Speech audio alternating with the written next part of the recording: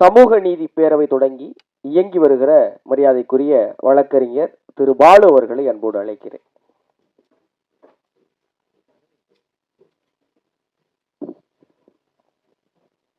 இயக்குனர் கௌதமன் அவர்களே, திரையுலகில் இருக்கக்கூடிய ஆண்டோர்களே, சான்றோர்களே, மேடையில் இருக்கக்கூடிய அருமை தமிழ் நெஞ்சங்களே, உங்கள் அனைவருக்கும் எனது அன்பான வணக்கம். கௌதமன் அவர்கள் ஒரு படம் எடுக்கிறார் என்று சொன்னால், தமிழ் படங்களில் பெரும்பான்மையாக நீதிமன்ற காட்சிகள் இல்லாத படங்களே இருக்காது. ஆனால் கௌதமன் அவர்கள் படத்தை பொறுத்தவரையில் அந்த படம் அல்லது அந்த படைப்பு திரைக்கு வர வேண்டும் என்றால் நீதிமன்றத்தில் வழக்கை நடத்திய பிறகுதான் அந்த படத்தை வெளியே கொண்டு வர முடியும் என்ற சரித்திரத்துக்கு சொந்தக்காரர் நமது அருமை கௌதமன் அவர்கள்.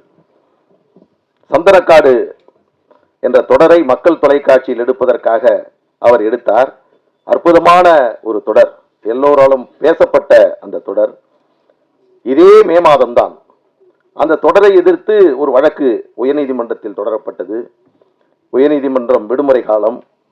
அப்பொழுது நீதியரசர் ஜோதிமணி அவர்கள் அவருடைய வீட்டிலே அந்த வழக்கை நடத்தினோம்.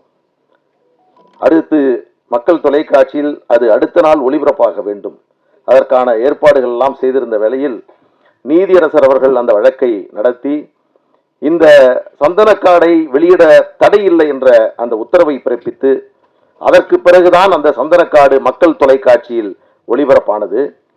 அந்த வழக்கினுடைய தீர்ப்பு இன்றைக்கு இருக்கக்கூடிய வழக்கறிஞர் அலுவலகங்களில் இருக்கக்கூடிய சட்ட புத்தகங்களில் அந்த தீர்ப்பு இடம்பெற்றது.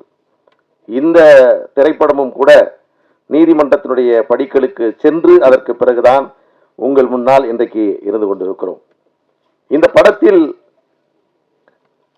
படையாண்ட மாவீரா என்று சொல்லுகின்ற பொழுது இங்கு இருக்கக்கூடிய எல்லோரையும் விட இந்த அரங்கத்தில் உங்கள் முன்னால் இது குறித்து ஓரிரு வார்த்தைகளை பேசுவதற்கு உரிமை உள்ளவன் என்ற அடிப்படையில் இந்த பெயரை சொன்னவுடன் எங்கள் உள்ளத்தில் வீரம் கொப்பளிக்கக்கூடிய வகையில் வாழ்ந்த ஒரு மனிதனுடைய அடையாளத்தை வெளியிடக்கூடிய ஒரு படமாக இது வெளிவந்திருப்பது என்பது எனக்கு பெரும் மகிழ்ச்சி அளிக்கிறது.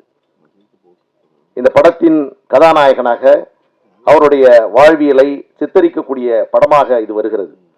இன்னொன்று பெரும் மகிழ்ச்சி, நெய்வேலியில் நடைபெற்ற போராட்டத்தை அடிப்படையாக அந்த போராட்டத்திற்கு தொடர்பாக வழக்கு, விளைந்து நிற்கக்கூடிய விளை கதிர்களை அழிக்கக்கூடிய என்எல்சி நிறுவனத்தினுடைய அந்த செயலை கண்டித்து நீதிமன்றத்தில் வழக்கை தொடுத்து அதற்கான இழப்பீட்டை அன்றைக்கு பெற்றோம். அதற்காக பாட்டாளி மக்கள் கட்சியுடைய தலைவராக இருக்கக்கூடிய மரியாதைக்குரிய அன்புமணி ராமதாஸ் அவர்கள் நெய்வேலியில் ஒட்டுமொத்த விவசாயிகளையும் திரட்டி ஒரு போராட்டத்தை நடத்தினார். அமைதியான போராட்டம், அறவழியான போராட்டம். ஆனால் அது காவல்துறையினுடைய செயலால் அது வன்முறையாக மாறுகிறது. அதில் ஒரு நிகழ்வு, காசி என்று சொல்லக்கூடிய ஒரு பையன் காவல்துறையை பார்த்து கூட்டத்தில் இருப்பவர் கல்லால் எறிகிறார்கள். காவல்துறை தடியால் அவர்கள் அடிக்கிறார்கள். அவர்களும் கல்லை எடுத்துக்கொண்டு இவர்களை அடிக்கிறார்கள். போர்க்களமாக மாறுகிறது. இந்த கூட்டத்தை கலைப்பதற்காக வஜ்ரா வாகனம் கொண்டு வந்து நிறுத்தப்படுகிறது. அந்த வஜ்ரா வாகனத்திலிருந்து தண்ணீரை பீச்சடிக்கிறார்கள். அதில் காசி என்று சொல்லக்கூடிய ஒரு தம்பி அந்த வஜ்ரா வாகனத்தில் இருந்து வரக்கூடிய தண்ணீரை பார்த்து நேராக நின்று நீ அடி பார்த்து விடலாம் என்று நேரடியாக அந்த இடத்திலே நிற்கின்ற பொழுது போலீஸ்காரர்களே அதிர்ந்து போனார்கள். இவர்களை நம்ம ஒன்றும் பண்ண முடியாது போல என்று அவர்கள் அன்றைக்கு நினைத்தார்கள். அந்த பையன் சின்ன சேலம், இன்னைக்கும் அந்த பையனுக்கு பேரு என்னன்னா வஜ்ரா காசின்னு தான் பேரு. அப்படிப்பட்ட ஒரு நிகழ்வை இதில் படமாக இவர் படைத்திருக்கிறார் என்ற செய்தியை கேட்டு நான் பெருமகிழ்ச்சி அடைந்தேன். இங்கே படம் எடுப்பதில் அதுவும் கௌதமன் போன்றவர்கள் படம் எடுத்தால் அதற்கு முதலீடு செய்வதற்கு முன்வருவதற்கு தயாராக இருக்க மாட்டார்கள் என்று இங்கே இருக்கக்கூடிய வி சேகர் அவர்கள் சொன்னார்கள்.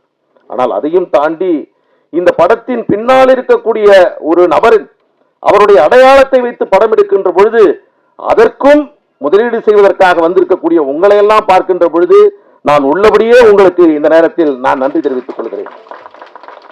ஒரு சமூகத்திற்காக போராடியவர், மற்றவர்களால் அவர் ஒரு வன்முறையாளராக பார்க்கப்பட்டவர். ஆனால் அவர் மீது இருந்த 47 வழக்குகள், அந்த 47 வழக்குகளில் ஊழல் வழக்குகள் கிடையாது. 420 வழக்குகள் கிடையாது. அண்ணன் சீமான் அவர்களை போன்று மக்களுக்காக பேசியதற்காகவே அவர் மீது தொடுக்கப்பட்ட 47 வழக்குகள். அந்த வழக்குகள் அத்தனையும் நடத்தியவன் நான். 2 நிகழ்வுகள்.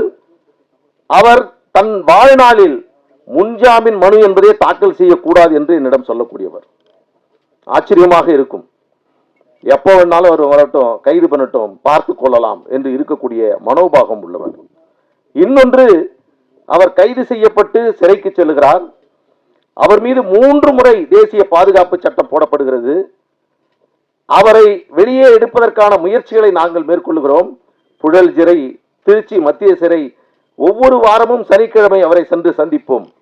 ஒரு வழக்கறிஞரிடம் எந்த கேள்வியை வேண்டுமானாலும் கட்சிக்காரர்கள் கேட்கலாம். ஆனால் ஒரே ஒரு கேள்வியை கேட்டால் வழக்கறிஞர்களுக்கு சொல்வதற்கு பதில் இருக்காது. அது என்னன்னா, என்னை எப்ப நீங்க வெளியில் எடுப்பீங்க என்று ஒரு கேள்வியை எந்த வக்கீல்கிட்ட வேணாலும் கேட்டு பாருங்க. எல்லாவற்றையும் சொல்வார்கள், இதற்கு பதில் சொல்லாமல் தப்பி விடுவார்.